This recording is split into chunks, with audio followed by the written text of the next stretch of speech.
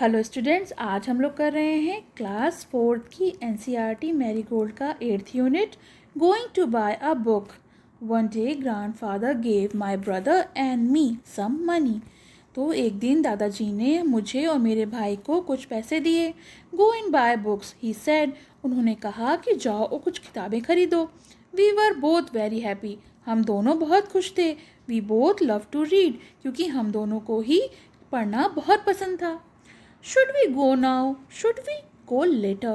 Should we go today? Should we go tomorrow? तो हमें अभी जाना चाहिए या फिर थोड़ी देर बाद, आज जाना चाहिए या कल। Then we decided to go right now. तो हमने निश्चय किया कि हमें बिल्कुल अभी जाना चाहिए। Should we go to the big market? Should we go to the small shop? तो क्या हमें बड़े बाजार जाना चाहिए या फिर छोटी दुकान पर? Should we go with somebody? Should we go alone? तो क्या हमें किसी के साथ जाना चाहिए या फिर अकेले? We decided to go the small shop, just the two of us. तो हमने निश्चय किया कि हम छोटी सी दुकान पे जाएंगे, केवल बस हम ही दो लोग जाएंगे, मैं और मेरा भाई। We like the small book shop. हमें केवल छोटी सी बुक शॉप पसंद आई। It is small but it has many books. ये छोटी है लेकिन इसमें बहुत सारी किताबें हैं। The man in the shop like us. और जो आदमी है इस दुकान पे वो हमें पसंद है। ही ऑलवेज हेल्प अस, क्योंकि वो हमें हमेशा मदद करता है। Should I buy a book of lot of stories? Should I buy a book with lots of picture? तो क्या मुझे एक ऐसी किताब खरीदनी चाहिए जिसमें बहुत सारे पिक्चर हों या फिर जिसमें बहुत सारी कहानियाँ हों? Should I buy a thin book? क्या हमें एक पतली किताब खरीदनी चाहिए या I could not decide? यह मैं निश्चय नहीं कर पा रहा था। We did not know which book to buy. हमें नहीं समझ में आ रहा था कि हम कौन सी किताब खरीदें। The man in the shop smiled at us. और जो आदमी था वो हमें देख के मुस्कुरा रहा था। Relax and come with me he said. उसने कहा, रिलैक्स करो और आओ मेरे साथ। These books are about animals. ये किताबें जो हैं ये सब जानवरों के बारे में हैं। And those are about machines. और जो वहाँ रखी हैं वो सारी मशीन्स के बारे में हैं। Those over there are about wars. और जो ऊपर रखी हैं वो सारी युद्ध के बारे में हैं। Take what you want. जो चाहो वो ले लो। I picked some books. मैंने अपनी कुछ किताबें ले ली। मैंने कुछ किताबें ले ली और मेरे भाई ने भी कुछ किताबें ले ली।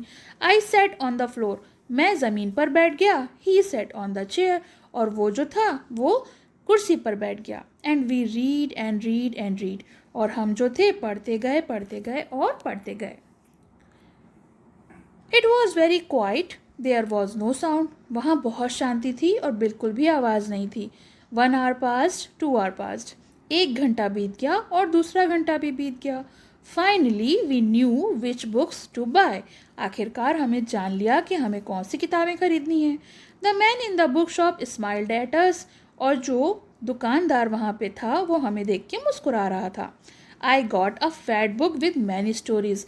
मैंने एक मोटी सी किताब ली जो बहुत सारी कहानियों से भरी हुई थी। My brother got a big book with many picture.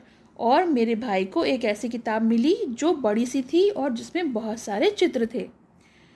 We ran home to our grandfather. और हम भाग के अपने दादाजी के पास घर पहुंच गए। We climbed on his bed. और हम उनके बिस्तर पर चढ़ गए। He put his arms around us and then we read and read and read. और बहुत खुश थे और उन्होंने अपनी बाजू जो थे वो हमारे गले में डाल दिए।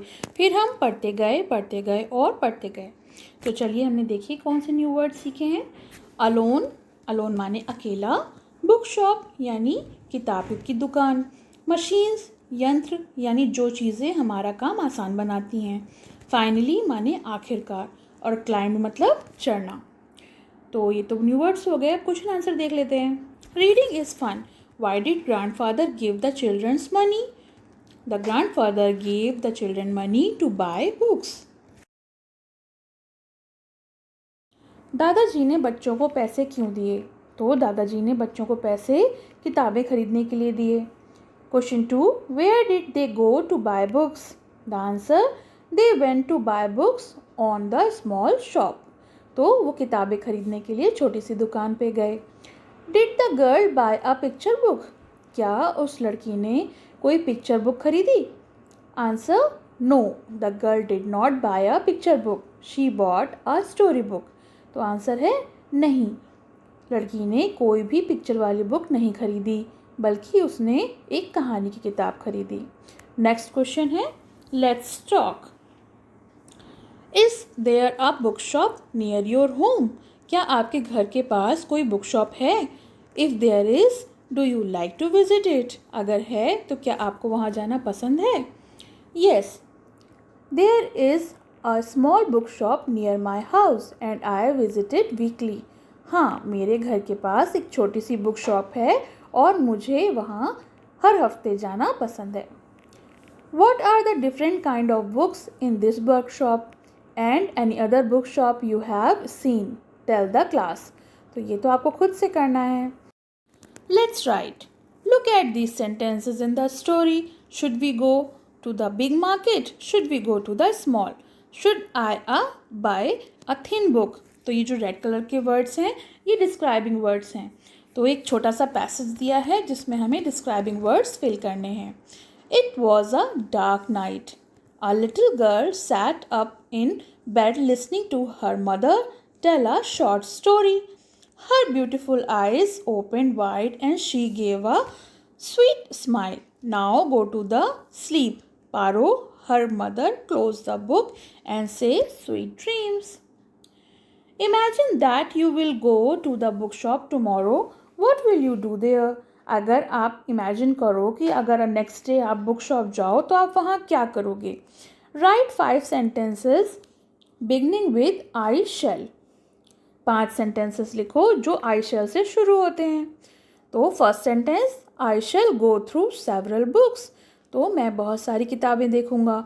आई shall read a few of them. उनमें से मैं कुछ ही पढ़ूंगा.